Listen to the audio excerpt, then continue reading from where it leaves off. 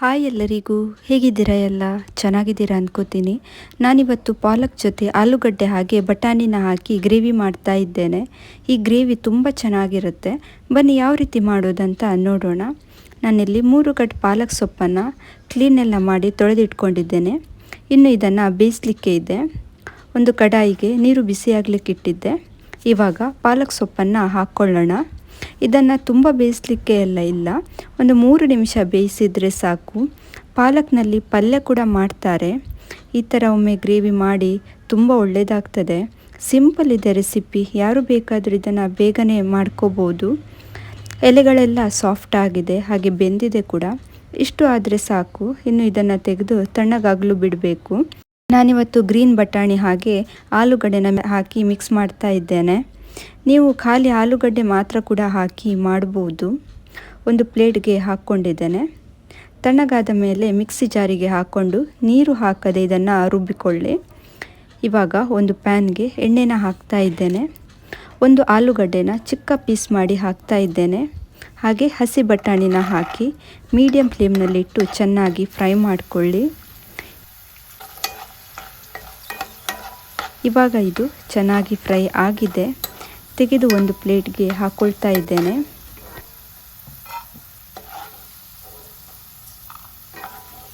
ಅದೇ ಎಣ್ಣೆಗೆ 1/4 ಸ್ಪೂನಷ್ಟು ಜೀರಿಗೆ, ಹಾಗೆ 4 ಎಸಳು ಜಜ್ಜಿದ ಬೆಳ್ಳುಳ್ಳಿ, ಹಾಗೆ ಒಂದು ಈರುಳ್ಳಿ ಇಷ್ಟನ್ನು ಹಾಕಿ ಚೆನ್ನಾಗಿ ಫ್ರೈ ಮಾಡಿಕೊಳ್ಳಿ.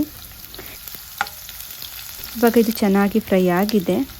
ಇದಕ್ಕೆ 1/2 ಸ್ಪೂನಷ್ಟು ಶುಂಠಿ ಬೆಳ್ಳುಳ್ಳಿ ಪೇಸ್ಟ್, ಹಾಗೆ 1/4 ಸ್ಪೂನಷ್ಟು ಉಪ್ಪು ಇಷ್ಟನ್ನು ಹಾಕಿ ಪುನಃ ಒಂದು ಸಲ ಮಿಕ್ಸ್ ಮಾಡಿ.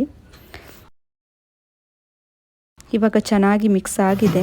ಇವಾಗ ರುಬ್ಬಿಕೊಂಡ ಪಾಲಕ್ ಪೇಸ್ಟನ್ನು ಹಾಕ್ತಾ ಇದ್ದೇನೆ.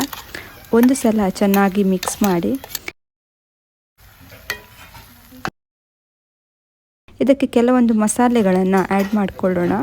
1/4 ಸ್ಪೂನಷ್ಟು ಮೆಣಸಿನ ಪುಡಿ, ಹಾಗೆ 1/4 ಟೀ ಸ್ಪೂನಷ್ಟು ಗರಂ ಮಸಾಲ ಪುಡಿ ಇಷ್ಟನ್ನು ಹಾಕಿ ಚೆನ್ನಾಗಿ ಮಿಕ್ಸ್ ಮಾಡಿಕೊಳ್ಳಿ. ಈ ಗ್ರೇವಿನ ಚಪಾತಿ, ದೋಸೆ, ಅನ್ನ, ರೋಟಿ ಜೊತೆ ಕೂಡ ತುಂಬ ಚೆನ್ನಾಗಾಗುತ್ತೆ ತಿನ್ನಲಿಕ್ಕೆ. ಇವಾಗ ಫ್ರೈ ಮಾಡಿಕೊಂಡ ಆಲೂಗಡ್ಡೆ ಹಾಗೆ ಬಟಾಣಿನ ಹಾಕ್ತಾ ಇದ್ದೇನೆ. ಇದನ್ನು ಒಂದು ಸಲ ಚೆನ್ನಾಗಿ ಮಿಕ್ಸ್ ಮಾಡಿಕೊಳ್ಳಿ. ನಿಮಗೆ ಗ್ರೇವಿ ಇಷ್ಟು ದಪ್ಪ ಬೇಕಂದರೆ ಇಷ್ಟು ಇಟ್ಟು ಗ್ಯಾಸ್ ಆಫ್ ಮಾಡಿಕೊಳ್ಳಿ. ನನಗೆ ಇನ್ನೂ ಸ್ವಲ್ಪ ತೆಳು ಬೇಕು, ಹಾಗಾಗಿ ನಾನು ಸ್ವಲ್ಪ ನೀರನ್ನು ಹಾಕಿ ಮಿಕ್ಸ್ ಮಾಡಿ 2 ನಿಮಿಷ ಪುನಃ ಬೇಯಲಿಕ್ಕೆ ಇಡ್ತಾ ಇದ್ದೇನೆ. ಮಕ್ಕಳು ಪಲ್ಯ ಎಲ್ಲ ತಿನ್ನದಿದ್ದಾಗ ಈ ಥರ ಮಾಡಿಕೊಡಿ, ಖಂಡಿತ ತಿಂತಾರೆ. ಹಾಗೆ ಪಾಲಕ್ ಹೆಲ್ತ್ಗೆ ಕೂಡ ತುಂಬ ಒಳ್ಳೆಯದಿದು. ಇವಾಗ ಇದು ಕುದಿ ಬಂದಿದೆ, ಗ್ರೇವಿ ಕೂಡ ರೆಡಿ ಆಗಿದೆ. ಸರ್ವ್ ಮಾಡಿಕೊಳ್ಳೋಣ. ಸೂಪರಾಗಿ ಬಂದಿದೆ, ಟೇಸ್ಟ್ ಕೂಡ ತುಂಬ ಚೆನ್ನಾಗಿದೆ. ನಾನು ದೋಸೆ ಜೊತೆ ಇದನ್ನು ತಿಂತಾ ಇದ್ದೇನೆ. ಖಂಡಿತ ಈ ರೆಸಿಪಿನ ನೀವು ಟ್ರೈ ಮಾಡಿ. ಇವತ್ತಿನ ರೆಸಿಪಿ ನಿಮಗೆ ಇಷ್ಟ ಆಗಿದೆ ಅನ್ಕೋತೀನಿ. ಇಷ್ಟ ಆದರೆ ಪ್ಲೀಸ್ ಒಂದು ಲೈಕ್ ಮಾಡಿ, ನಿಮ್ಮ ಫ್ಯಾಮಿಲಿ ಫ್ರೆಂಡ್ಸ್ಗೆಲ್ಲ ಶೇರ್ ಮಾಡಿ. ಹಾಗೆ ಮತ್ತೆ ಸಿಗ್ತೀನಿ ಒಂದು ಹೊಸ ರೆಸಿಪಿಯೊಂದಿಗೆ. ಅಲ್ಲಿ ತನಕ ಬಾಯ್.